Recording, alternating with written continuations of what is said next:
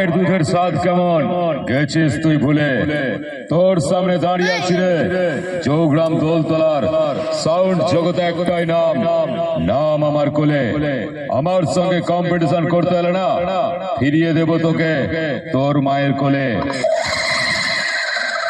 মনে রাখিস, আমি সেই চৌগ্রাম দোলতলার কোলে সাউন্ড, যেটা বলে যাই সেটা করে দেখাই।